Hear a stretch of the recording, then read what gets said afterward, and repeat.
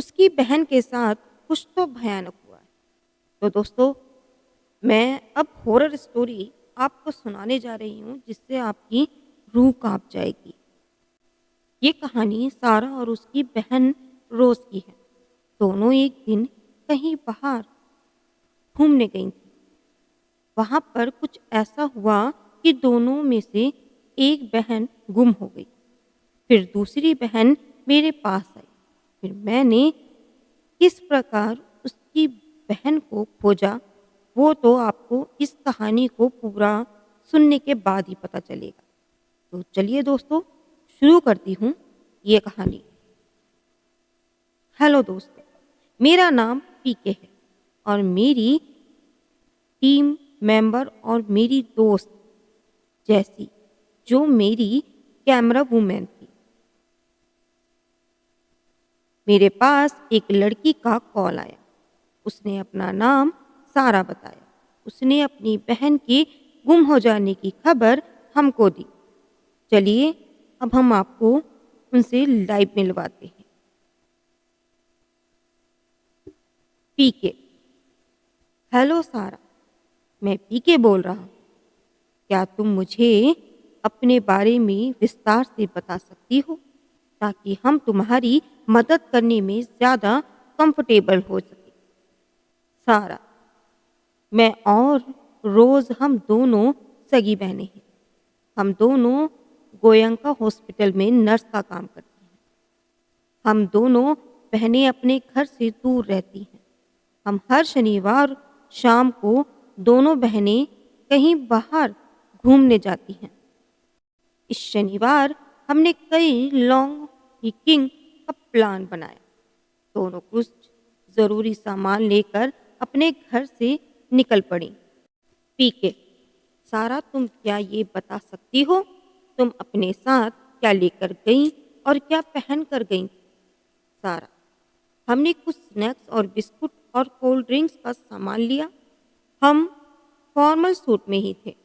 हम दोनों अपनी कार से ही गए थे। पीके। क्या तुम मुझे वास्तविक लोकेशन भेज सकती हो जहां पर तुम्हारी बहन तुमसे अलग हुई थी? सारा। मैं आपको वो लोकेशन मेल के जरिए भेजती हूँ। पीके। क्या तुम मुझे विस्तार से बता सकती हो कि वहाँ पर क्या हुआ था? सारा।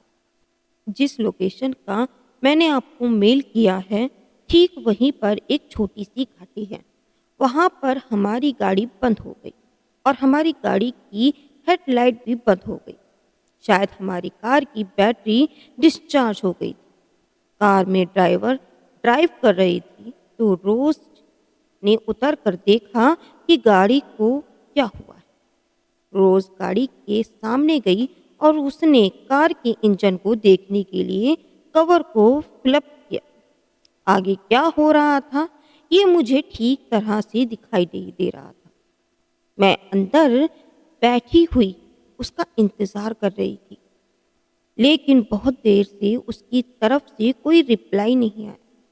तो मैं भी उतर कर बाहर गई। वहाँ मुझे रोज़ नहीं मिली।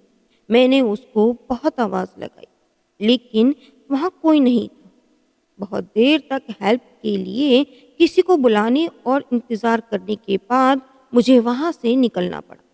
प्लीज़ आप मेरी बहन रोज़ को ढूंढ दीजिए, ये कहकर सारा फुट फुट कर रोने लगी। पीके। सारा, प्लीज़ तुम रो मत, अच्छे से हमारे सवालों के जवाब दो ताकि हम तुम्हारी बहन रोज़ को ढूंढने में तुम्हारी मदद कर सकें। अच्छा, तुम मुझे निश्चित समय बताओ कि ये घटना किस वक्त हुई? सारा कहती है, रात को ठीक 11 बजे। पीके सारा से कहते हैं, सारा, क्या तुमको किसी पर शक है या तुम्हारा कोई पीछा कर रहा था, या हो सकता है रोज तुम्हारे साथ प्रैंक कर रही हो? सारा कहती है, वहाँ पूरी तरह से सुनसान था। हमारे पास दूर दूर तक कोई नहीं था, और रही बात प्रैंक की, तो ऐसा मजाक वो कभी नहीं करती। ठीक है, अच्छा, कल हम तुम्हारी बहन के लिए इंक्वायरी करेंगे, तो हम तुमको कल वापस इसके बारे में जानकारी देंगे।